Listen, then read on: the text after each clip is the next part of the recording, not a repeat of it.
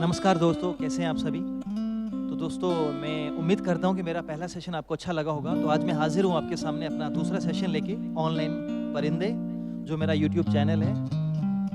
और मैं राजन बडियाल आपके सामने फिर हाजिर हूं। तो दोस्तों, आपके सामने एक और बात रखता हूं। मुझे काफ़ी लोग, जब मैं मुशायरों में जाता था तो मुझे बोलते थे कि अपना तखल्लुस ऐसा कुछ क्यों नहीं रखते। तो फिलहाल ऐसा मैंने रखा नहीं है कुछ, तो मैं अपने नाम को राजन के नाम से ही रखता हूँ। हाँ, मेरे जहन में ख्याल आया था कि मैं जज्बात ऐसा कुछ अपने नाम के साथ रखूं, बट फिलहाल जो है उसे वैसा ही रहने दीजिए। किसी बड़े शायर ने कहा था कि जो है उसे वैसा ही रहने दीजिए। तो मैं शुरुआत करता हूं दोस्तों आज अपने पहले शेर से। तो पहला शेर दोस्तों मैं आपके सामने रख रहा हूं, ये इस तरह से है। रसीला है कोसा कोसा है, रसीला है कोसा कोसा है, सूरज की गर्मी से पकाया है, आज चांद थाली में परोसा है। रसीला है कोसा कोसा है, सूरज की गर्मी से पकाया है, आज चांद थाली में परोसा है, आज चांद थाली में परोसा है। आपके सामने दोबारा पढ़ देता हूं दोस्तों, ये मेरा आज का पहला शेर है। रसीला है कोसा कोसा है, रसीला है कोसा कोसा है, सूरज की गर्मी से पकाया है, आज चांद थाली में परोसा है। तो दोस्तों, चांद सूरज की बात हो रही है तो मेरा दूसरा शेर भी इसी से जुड़ा हुआ है। सूरज से झगड़े किए, हाँ खूब तगड़े किए, सूरज से झगड़े किए, हाँ खूब तगड़े किए, इसको कुछ ना हुआ हमारे हाथ जल गए, इसको कुछ ना हुआ हमारे हाथ जल गए। सूरज से झगड़े किए, हाँ खूब तगड़े किए, इसको कुछ ना हुआ हमारे हाथ जल गए। मैं तीसरा शेर पढ़ता हूं आज का मेरे दूसरे सेशन में, ऑनलाइन परिंदे, जो मेरे चैनल का नाम है दोस्तों। तो तीसरा शेर मैं आपके सामने रख रहा हूं। तू मुझसे दिल दोबारा लगा नहीं सकता, तू मुझसे दिल दोबारा लगा नहीं सकता, मैं राख हूं अब तू दोबारा जला नहीं सकता। तो दोस्तों, जो आशिक मिजाज हैं, जो इश्क में चोट खाए हुए हैं, जो मजनू बनने की तैयारी में हैं, जहां जो बन चुके हैं, तो उनके लिए ये मेरा शेर है कि इश्क एक बहुत ज़रूरी है। अगर जिंदा हो तो इश्क भी ज़रूरी है, अगर जिंदा हो तो इश्क भी ज़रूरी है, मैं तो यही समझता हूँ। तो दोस्तों, मैं दोबारा पढ़ देता हूँ इस शेर को। तू मुझसे दिल दोबारा लगा नहीं सकता, तू मुझसे दिल दोबारा लगा नहीं सकता, मैं राख हूं अब तू दोबारा जला नहीं सकता। और दोस्तों, मैं अगला चौथा शेर यानी कि आपके सामने में रखता हूं, जो इस तरह से है। दर्द अपना मैं किसी को बता नहीं सकता, दर्द अपना मैं किसी को बता नहीं सकता, मैं समंदर हूं अपने आंसू दिखा नहीं सकता, मैं समंदर हूं अपने आंसू दिखा नहीं सकता। एक बार दोबारा आपके सामने दोस्तों में रख देता हूं कि दर्द अपना मैं किसी को बता नहीं सकता, मैं समंदर हूं अपने आंसू दिखा नहीं सकता। दोस्तों, ये अगला शेर है। मैं अपनी पुरानी यादों में खो जाता हूं जब ये शेर मैं पढ़ता हूं। तो दोस्तों, एक छोटी सी, एक इसके साथ बहुत छोटी सी बात है, तो मैं आपके साथ ज़्यादा वक्त नहीं लूँगा, क्योंकि मेरा पोइट्री का सेशन हार्डली 10 से 15 भी नहीं कहूँगा, 10 से 12 मिनट का ये सेशन रहेगा, जो आप वीकली देख सकते हैं मेरे ऑनलाइन परिंदे यूट्यूब चैनल में। तो अगला शेर दोस्तों जो मैं आपके सामने रख रहा हूँ, ये कई साल पहले की बात है, जब मेरी भी एक चाहत थी कि मैं भी जगजीत सिंह जी के लिए कुछ लिखूं। तो जब मैं पहली बार उनसे मिला तो ये शेर मैंने उनके सामने रखा था, और वो हल्के से मुस्कुराए थे। ये वही शेर आपके सामने मैं रखने जा रहा हूँ। तो बहुत सारे लोग मुझे सवाल करते हैं कि तुमने अब तक ऐसा कुछ किताब क्यों नहीं लिखी। अब ये बात मेरे तक ही है, फिलहाल मेरे तक ही रहने दीजिए। बस फिलहाल आप जो भी है आपके सामने मैं रखता हूँ। तो ये शेर इस तरह से है कि मेरी रोशनी के चंद कतरे थे जो तू चांद बन गया। मेरी रोशनी के चंद कतरे थे जो तू चांद बन गया। दोनों साथ निकलते तो शायद यूं होता, तू ना होता या मैं ना होता। तो दोस्तों, ये अगर दो भाइयों में झगड़ा है, एक आगे बढ़ गया और एक पीछे रह गया, कुछ भी हो, कैसे भी हालात हो, तो उसी तरह सूरज और चांद, उन दोनों में झगड़ा समझ लीजिए, जेलसी समझ लीजिए। तो इस शेर में ये बात है, मेरी रोशनी के चंद कतरे थे जो तू चांद बन गया। मेरी रोशनी के चंद कतरे थे जो तू चांद बन गया। दोनों साथ निकलते तो शायद यूं होता, तू ना होता या मैं ना होता। तो ये शेर था मेरा, जो जगजीत सिंह जी के सामने मैंने रखा था और उन्होंने मुझसे पूछा था। वो बात भी आपके सामने रख देता हूँ कि ये वाकयात मैं आपके सामने बयां कर देता हूँ कि वो एक कॉन्सर्ट था दैट टाइम, तो खत्म हो रहा था, तो मैं बीच में घुस गया वहां पे। तो मैंने उनके पाँव को हाथ लगाया और मैंने बोला, सर मैं लिखता हूँ। मैंने 3 बार उनसे कहा कि सर मैं लिखता हूँ। मेरी तरफ उन्होंने गौर ही नहीं किया मेरी बात का। तो उनका क्या जवाब आया कि जो जिसे लेजेंड्स बोलते हैं, जिन्हें एक आप लोग इतने बड़े नाम देते हैं कि गजल गायकी में उनका इतना बड़ा नाम है, तो कुछ बात होती है ऐसे लोगों में। उन्होंने मुझे कहा, भाई मैं कान से सुन रहा हूं, आंख से नहीं सुन रहा हूं। तो ये वही शेर था जो मैंने अभी आपके सामने रखा।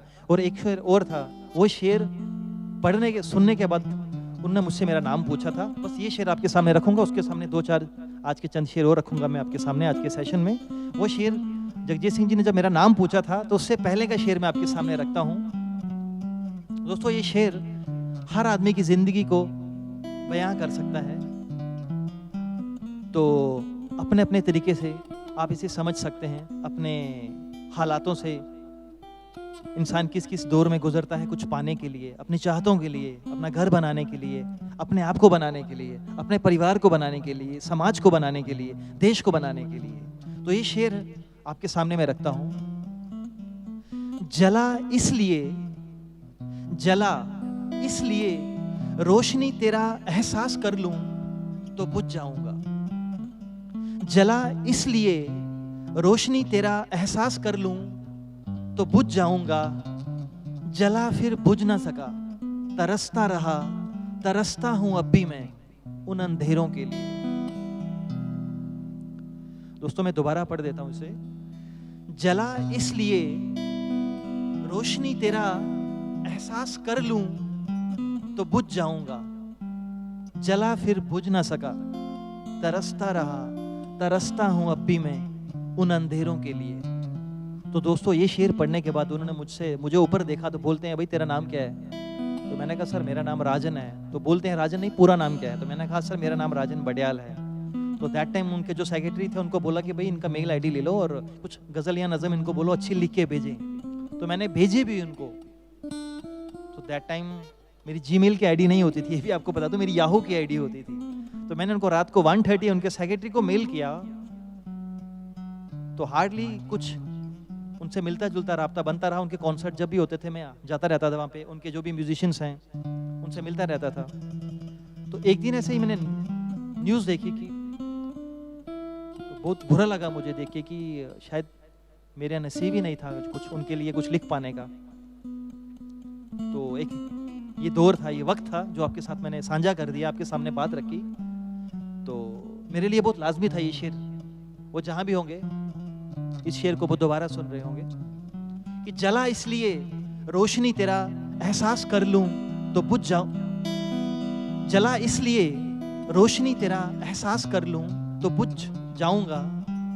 जला फिर बुझ ना सका, तरसता रहा, तरसता हूं अब भी मैं उन अंधेरों के लिए।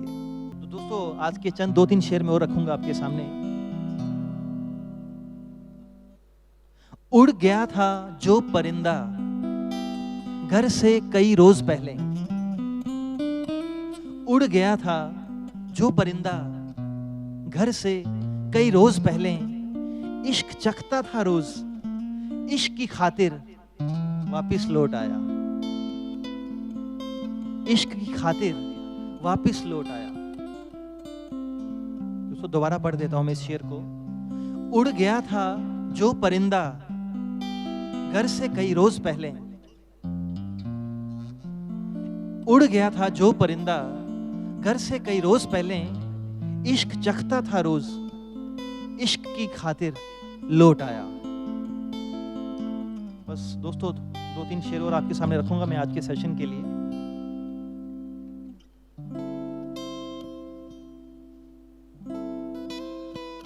कहूं जो बात कोई असर नहीं करती, कहूं जो बात कोई असर नहीं करती, इंसानियत की किताब इंसानों पे असर नहीं करती।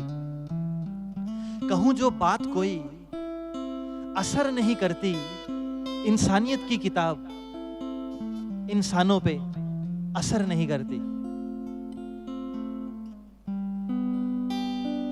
अगला शेर है दोस्तों। बात याद आ रही थी कोई, जुबान कट गई।